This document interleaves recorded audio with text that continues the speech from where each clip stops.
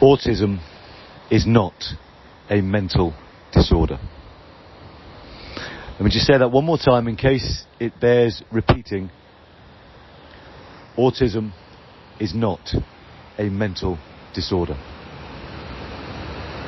The very fact that I have to even speak these words is an anathema to my soul.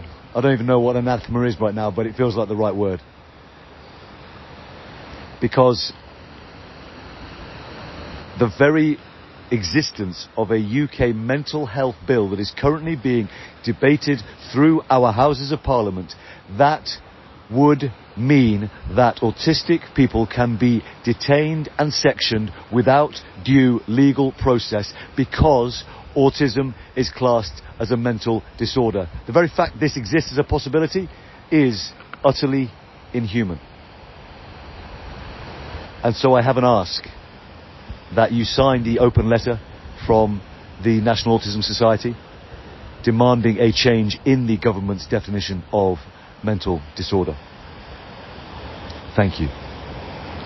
Now, that gets the kind of activism piece out the way. The activism piece that should be totally unnecessary because I cannot believe it's even a thing. But there we are. What I really want to speak about today actually is quite the flip side of this, which is that research in The Lancet suggests there may be as many as 500,000 over 50s with undiagnosed neurodivergent differences. And what we also know, of course, is that those past 50 are more likely to bring breakthrough innovation to the marketplace and are nearly twice as likely to succeed in entrepreneurial endeavours.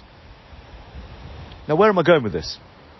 Well, undoubtedly you've heard the famous quote from Einstein, whether he actually said it or not is up for debate, that the problems of today cannot be solved by the same level of thinking as created them.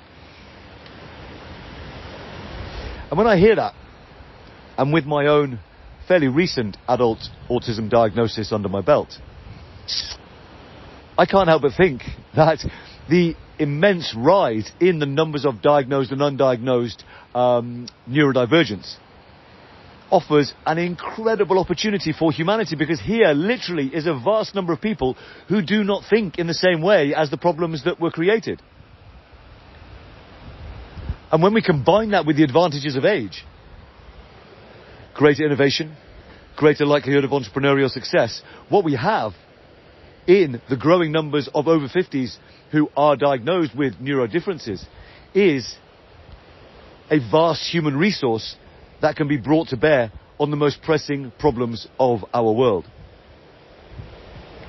There is an incredible opportunity for greater profit, greater impact, greater innovation within the over 50s who are enterprising and seeking to be part of the solution. And so today's CoffeeCast hopes to raise some awareness of the very, very, very, very, very, very, very, very, very high likelihood that someone in your peer group, as you listen to this as an enterprising over 50-year-old, someone in your peer group has existing or undiagnosed neurodivergence.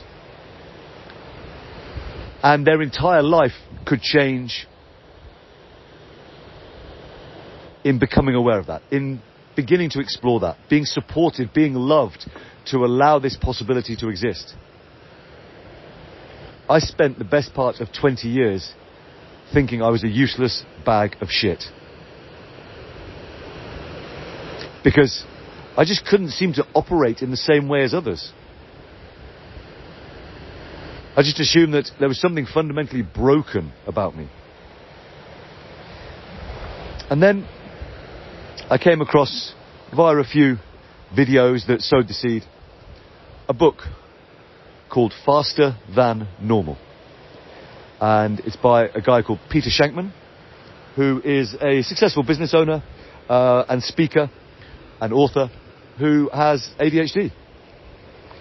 And as I read his book, I wept, because without ever meeting me, he was speaking to the direct experience of my life in a way that no other person ever had. And while I am still playing with taking on labels and things. What I do know is that the frame of reference of ADHD has allowed me to understand myself and how to experience life in a way that feeds my soul, almost unlike anything else. And so what I know is that for those peers, or perhaps for you, who might have some kind of undiagnosed neurodifference, the opportunity to understand that more, to explore that, and to begin to step into reauthoring your life from the perspective of neurodifference could be such a profound gift. Because autism is not a mental disorder. It potentially is a world-changing gift. And so today, thank you for taking a moment to support the demands for a change of definition of mental disorder. And thank you for taking a moment to consider how best to support you or your friends in exploring their possible neurodifference. All right, have a great day.